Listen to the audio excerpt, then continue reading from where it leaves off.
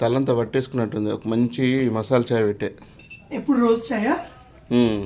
So మన వీడియోలు పెడితే చాలా మంది అడిగారు కదా, టీ ఎట్లా పెడతాను చూద్దురు.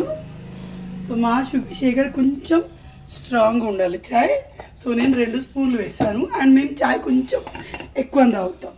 కొత్త షుగరు మీరు ఎంత తాగితే అంత మాకింత సరిపోతుంది, మరి ఎక్కువ ఏం తాగము.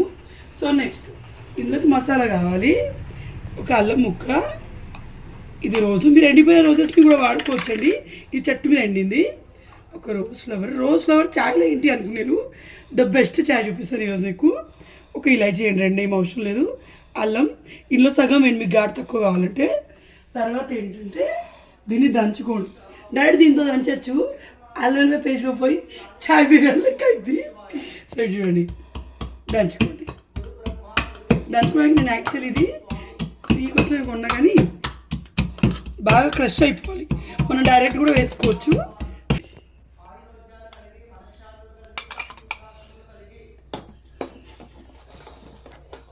దీన్ని ఒక్క 10 నిమిషాలు స్టవ్ చిన్నగానే పెట్టి మరిగివ్వండి. ఇంకో విషయం, మరీ చిక్కటి పాలతో పెట్టను. 2 గ్లాసులు చిక్కటి పాలు అయితే 1 గ్లాస్ వాటర్ ఉంటుంది. నాకు శేఖర్కి అట్లయితే ఇష్టం. మీకు కావాలి చిక్కటి పాలతో పెట్టుకోండి. చిక్కటి పాలతో పెడితే పానకం లెక్క ఏమంటుందని బాగా అతుక్కున్నాడు అవుతుంది అనమాట. సో నాకు ఇట్లా ఇష్టం. ఇది చూడండి, ఇప్పుడు ఇది మరుగుతుంది. మొన్న ఏమో రోజ్ పెటల్స్ బాగా కలర్ఫుల్గా కనిపించాయి కదా, ఈరోజు మనం నాటు గులాబీ కాబట్టి కనిపించట్లేదు. బట్ ఫ్లేవర్ ఎక్సలెంట్గా ఉంటుంది. దీంట్లో ఒక 10 మినిట్స్ మరగలిద్దాం. అయింది, నేను పోసుకోలేగా అది. సో మన వేడి చాయ్ రెడీ అయింది. ఈ గ్యాప్లో నా పూజ కూడా అయింది. చాయ్ని మధ్యలో ఆపేసాము.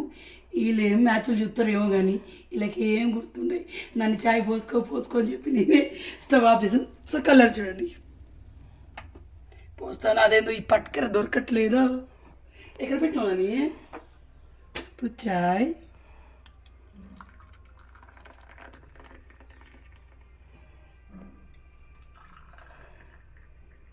ఇట్లా చాయ్ మనం పెడితే ఆ చాయ్ మరుగుతున్న స్మెల్ సూపర్గా వస్తుంది.